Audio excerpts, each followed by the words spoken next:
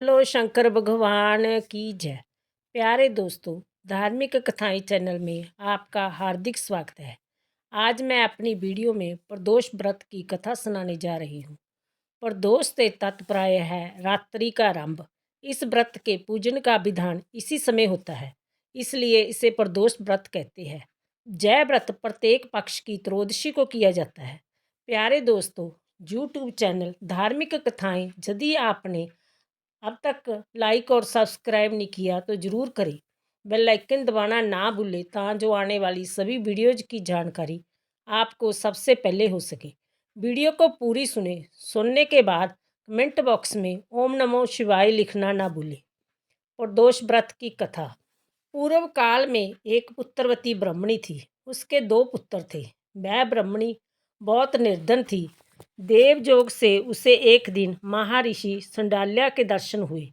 महर्षि के मुख से प्रदोष व्रत में शिव पूजन की महिमा सुनकर उस ब्राह्मणी ने ऋषि से पूजन की विधि पूछी। उसके श्रद्धा और आग्रह से ऋषि ने उस ब्राह्मणी को शिव पूजन का उपयुक्त विधान बतलाया और उस ब्राह्मणी से कहा, तुम अपने दोनों पुत्रों से शिव की पूजा कराओ। इस व्रत के प्रभाव से तुम्हें 1 वर्ष के पश्चात पूर्ण सिद्धि प्राप्ति होगी। उस ब्राह्मणी ने महर्षि संडाल्या के वचन सुनकर उन बालकों के सहित नतमस्तक होकर मुनि के चरणों में प्रणाम किया और बोली, हे ब्राह्मण, आज मैं आपके दर्शन से धन्य होगी हूँ। मेरे जय दोनों कुमार आपकी शरण में है। जय सूचिव्रत मेरा पुत्र है और जय राजसूत मेरा धर्मपुत्र है। जय दोनों बालक आपके सेवक हैं। आप मेरा आधार कीजिए। उस ब्राह्मणी को शरणगत जानकर मुनि ने मधुर वचनों द्वारा दोनों कुमारों को शिवजी की आराधना विधि बताई। तद निरंतर वह दोनों बालक और ब्राह्मणी मुनि को प्रणाम कर शिव मंदिर में चले गए।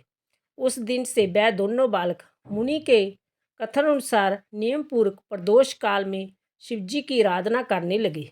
पूजा करते हुए उन दोनों को 4 महीने बीत गए। एक दिन राजसूत की अनुपस्थिति में सूचिव्रत स्नान करने नदी किनारे चला गया और जल क्रीड़ा करने लगा। संजोग से उसी समय उसे नदी की तलहटी में चमकता हुआ धन का बहुत बड़ा कलश दिखाई पड़ा। उस धन पूरित कलश को देखकर सूचिव्रत बहुत ही प्रसन्न हुआ। उस कलश को वह सिर पर रखकर ले आया। कलश को भूमि पर रखकर वह अपनी माता से बोला, हे माता, शिवजी की महिमा तो देखो। भगवान ने इस घड़े के रूप में अपार संपत्ति दे दी है।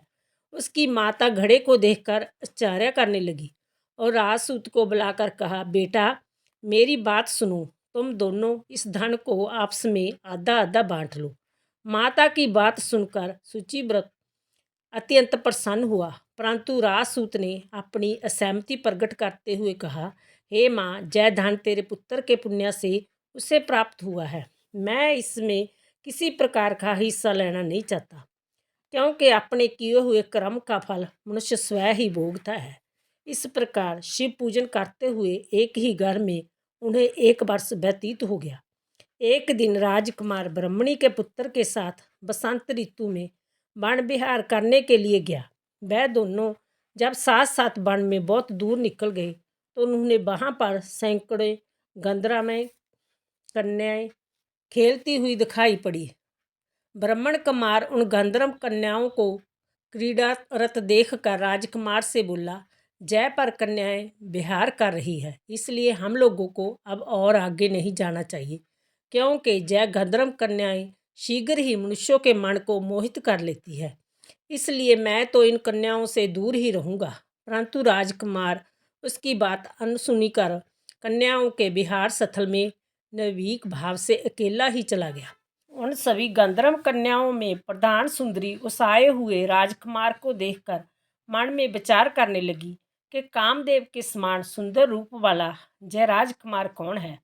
उस राजकुमार के साथ बातचीत करने के उद्देश्य से उस सुंदरी ने अपनी सखियों से कहा, सखियों, तुम लोग निकट के वन में जाकर उस वन में अशोक, चंपक, मोलश्री आदि के ताजे फूल तोड़ लाओ। तब तक मैं तुम्हारी प्रतीक्षा में यहीं रुकी रहूंगी। उस गंधर्व कुमारी की बात सुनते ही सब सखियां वहां से चली गई। सखियों के जाने के बाद वह गंधर्व कन्या उस राजकुमार को स्थिर दृष्टि से देखने लगी। उन दोनों में परस्पर प्रेम का संचार होने लगा। गंधर्व कन्या ने राजकुमार को बैठने के लिए आसन दिया। प्रेम लाभ के कारण राजकुमार के सहवास के लिए वह सुंदरी व्याकुल हो उठी और राजकुमार से प्रश्न करने लगी, हे कमल के समान नेत्रों वाले, आप किस देश के रहने वाले हैं?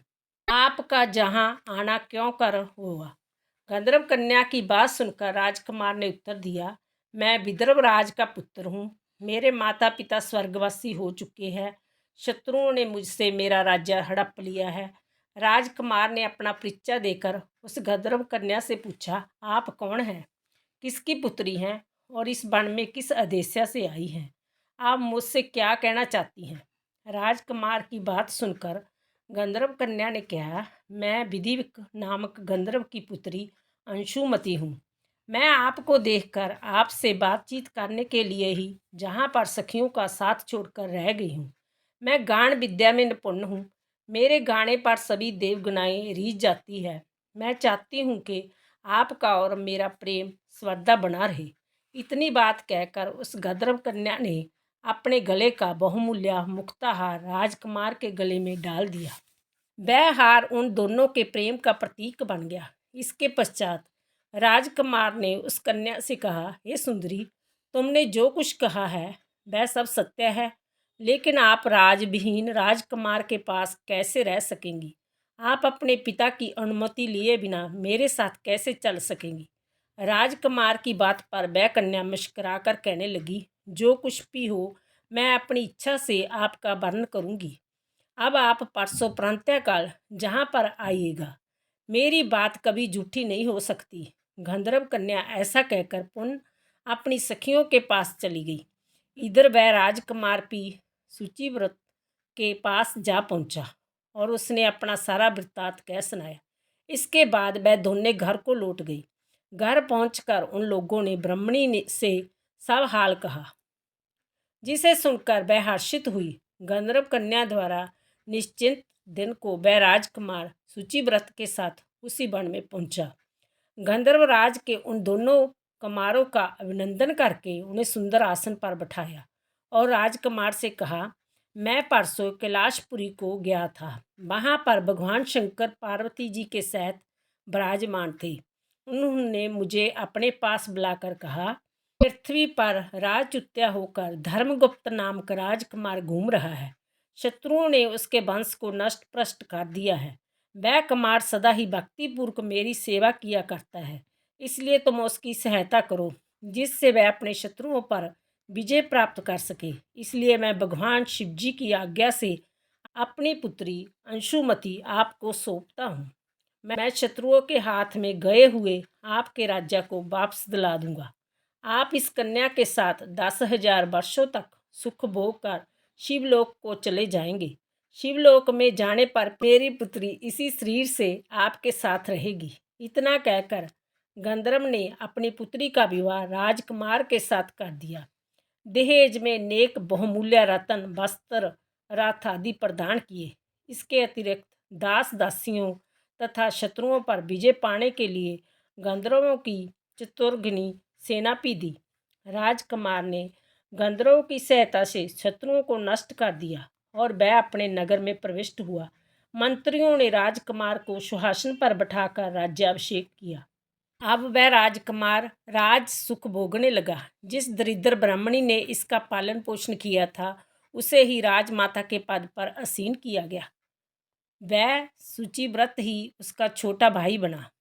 इस प्रकार प्रदोष व्रत में शिव पूजन के प्रभाव से वह राजकुमार दुर्लभ पद को प्राप्त हुआ। जो मनुष्य प्रदोष काल में अथवा नित्य ही इसी कथा का श्रवण करता है, वह निश्चित ही सभी कष्टों से मुक्त हो जाता है और अंत में परम पद का अधिकारी बनता है। बोलो शिवजी भगवान की जय।